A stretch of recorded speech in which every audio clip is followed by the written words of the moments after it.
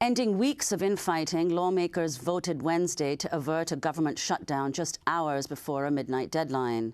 In the House, a large majority of Republicans voted against the measure, which did not meet conservatives' demands to cut off money to Planned Parenthood. The move to cut off funding came after the airing of heavily edited videos released by an anti-choice group, which claimed to show Planned Parenthood employees discussing the sharing of fetal tissue with researchers. Wednesday's vote came one day after Planned Parenthood's president, Cecile Richards, faced off with Republican lawmakers before a House panel. In her opening statement, Richards testified that Planned Parenthood does not sell fetal tissue to researchers and that the videos Republicans are using to make these claims are heavily edited and do not serve as evidence. There's been a great deal of misinformation circulated about Planned Parenthood recently, and I want to be absolutely clear at the outset. The federal funding that Planned Parenthood receives allows our doctors and clinicians at our health centers to provide birth control, cancer screenings, and testing and treatment for sexually transmitted infections. The outrageous accusations leveled against Planned Parenthood based on heavily doctored videos are offensive and categorically untrue. I realize, though, that the facts have never gotten in the way of these campaigns to block women from health care they need and deserve. The hearing before the U.S. House Oversight and Government Reform Committee was often contentious, with Republican lawmakers grilling Richards on everything from her salary to travel expenditures to fundraising activities. Congressmember Jason Chaffetz, a Utah Republican and chair of the committee, led the often hostile questioning. During the hearing, he presented a slide that he said was from Planned Parenthood's corporate report, from their data, showing an increase in abortions and a decrease in cancer screenings.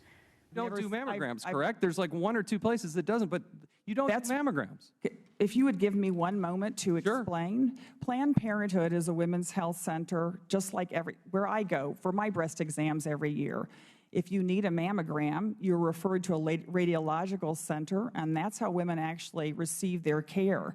And we provide breast exams to, I can get you the numbers of how many hundreds of thousands of women received breast exams at Planned Parenthood last year. Has nothing to do with, I don't, again, here's you the created this slide, I have no idea what it is. Well, it's the reduction over the course of years in pink. That's the reduction in the breast exams, and the red is the increase in the abortions. That's what's going on in your organization. This is a slide that has never been shown to me before. I'm happy to look at it, and but it absolutely does not reflect what's happening at Planned Parenthood. You're going to deny that if we take those numbers out of your report? I'm going to deny the slide that you've just shown me that no one has ever provided us before. We've provided you all the information about everything, all the services that Planned Parenthood provides, and it doesn't feel like we're trying to get to the truth here. You just showed me this. I'm happy to look at it. I pulled those numbers directly out of your corporate reports. Oh, excuse me. My loggers are informing me that the source of this is actually Americans United for Life, which is an anti-abortion group. So I would check your source. Then we will get to the bottom of the truth of that. Mm-hmm. That was Republican Congressman Jason Chaffetz of Utah. At the bottom of the slide in question, confirming what Cecile Richards said, it clearly states source Americans United for Life, an anti-Planned Parenthood organization. The Planned Parenthood hearings continued for 5 hours. At Tuesday's hearing, Democratic Congresswoman Representative Brenda of Michigan offered this impassioned response to the questioning of Cecile Richards, particularly regarding what she felt was misinformation by some of her colleagues. My question, Ms. Richards, there seems to be this continuous thought that if Planned Parenthood went away, that there would be these other health care services for millions of women because you went away. There's a suggestion that all of these community health centers would just step in and fill up. Sarah Rosenbaum, a professor of health and law and policy at George Washington, has worked with the community health centers for years. And I quote, "A claim that community health centers readily can absorb the loss of Planned Parenthoods is a gross misrepresentation." I would ask you, Ms. Richards, can, in your experience in healthcare, the perception that if you went away, it would be totally absorbed. Can you please respond to that? Thanks, Congresswoman. Yes, I think this is a really important point, and I know there's been a lot of discussion. First, just for the record, we see 2.7 million patients a year. 78% of them are at 150% of poverty or below. So these are a group of women and men and young people who are often uninsured and certainly have less access to care. I know there have been a lot of reports that have come out since Congress has suggested eliminating access to Planned Parenthood for patients. I know the CBO own study, the Congressional Budget Office, estimated that 390,000 women would lose care next year if Planned Parenthood, if women could no longer go to Planned Parenthood. And I think to some of the questions that have been raised, it's really important for folks to understand, just as you talked about how women actually get breast exams and breast care in this country. In some areas, we are the only safety net family planning provider. And that is the care for most women, and particularly young women. The care that they need is family planning, it's access to their cancer screenings and their well woman visits. For many, in many areas, there are long waits. We're 60% of our clinics will see folks the same day. In some areas, they won't take any more Medicaid patients, and Planned Parenthood is the only entity. And it is true that the Medicare and the targeted audience or group that use Planned Parenthood are often those who are most at risk. African-American minority women die at a higher level than any other population when it comes to breast cancer, when it comes to actually dying from having pelvic or cervical cancer. So we are actually giving opportunities. And this is Michigan Congresswoman Brenda Lawrence addressing the committee on its approach for dealing with the head of Planned Parenthood, Cecile Richards. Thank you. There's a couple of things. It's very troubling to sit here as a woman and to hear some questions that obviously are insensitive. One, the continual question of why don't you provide the x-rays for a mammogram, where every woman here knows you have a primary doctor, and that doctor examines you, and if there is a lump, you are referred to a specialist. So I wish those who would sit here to ask those questions would actually have the sensitivity to understand what a woman goes through with her health care. That would allow us to ask more pertinent questions. Secondly, it is exhausting to keep hearing about federal dollars being spent on abortion when repeatedly the facts state, and it's not a controversy, read the facts, do your research before you ask these exhausting, sometimes I feel insulting questions. We cannot use federal dollars for abortion. This is not a lump sum budget item that we give to Planned Parenthood. It is reimbursement. How many times does that have to be repeated for this to become an embraced fact? If there were no citizens of the United States going to Planned Parenthood to receive these medical approved services that we approve as a Congress, there would be no reimbursement going to Planned Parenthood. They would not receive any funds.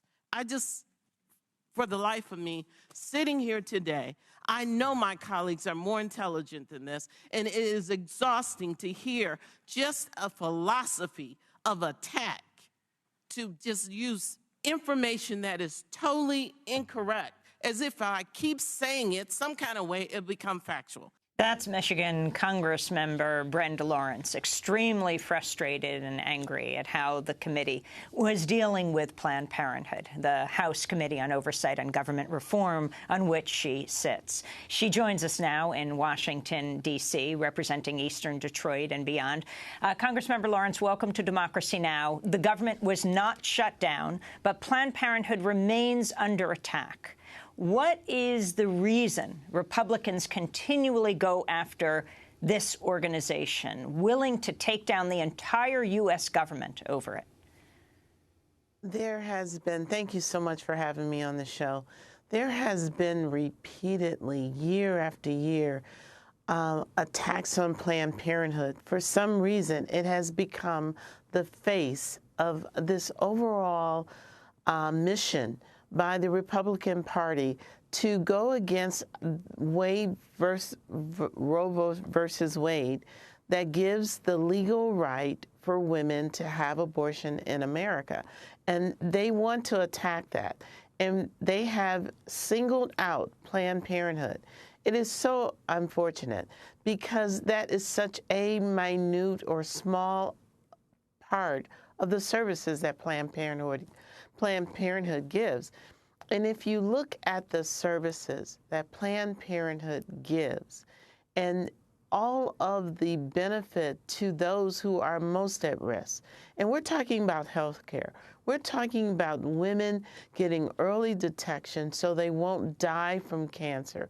We are talking about young women who have the right to take contraceptives so they can plan the pregnancies, that they can have an opportunity to have control of their reproduction of their bodies, of children. We are talking about a service that is extremely critical, and women around this world know that, and that's why you see the polls. They're not being supported in this attack of one of the major industries that has stood throughout the years to say we're going to take care of women, we're going to take care of women who don't always have the resources to have the premier health care. And Congresswoman Lawrence, how would you evaluate, we played all these clips from the hearings, how would you evaluate yesterday's hearing, and what impact do you think it's likely to have on Planned Parenthood? I hope the public saw how vicious and how insensitive that hearing was. It was insensitive because the misuse of facts repeatedly was totally inappropriate. They kept that woman who is a CEO of a health care provider on trial, as I saw it, for 5 hours. 5 hours, repeating the same erroneous statements that you're using federal dollars here, and we should control that because we're giving you dollars. And they know, and that's why I made the comment, my colleagues are more intelligent than that. I know these individuals, I work with them. But in that setting, something that was totally inappropriate, something that I question the integrity of the questions, and it makes me look at my colleagues differently, because you can have an agenda, but attack it with facts, attack it with real data, and disclose things, because we are oversight. Our job is to explore and to investigate issues that are, we feel, not in compliance with the law. At no time did they say that Planned Parenthood was violating any laws. The videotape that they were using as the premise to bring her before us has been documented, and the gentleman who did the tapes is being investigated because in California you can't interview someone without them knowing it. It has been proven that those tapes have been sliced and diced and put together to present to meet an agenda message. And that message is that Planned Parenthood, for some reason, is doing something wrong. And let me talk about, we're talking about the fetal tissues. Do you understand that that is a major part of research, medical research in America? And it has been used for decades, and it is approved by federal law. So the fact that we have fetal tissues being given to research and scientific research is something that our medical industry has been doing for years, and thank God they have, because as a result of that, we have been able to find cures to so many different diseases, vaccinations, and people are living longer. Children, babies are living longer because of that. I want to turn to your fellow Congress member, Gerald Connolly of Virginia, who came to Planned Parenthood's defense. The disrespect, the misogyny, rampant here today, tells us what is really going on here. This isn't about some bogus video, the author of whom does not have the courage to appear here, nor would the majority call him, because they know he'll make a bad witness under oath.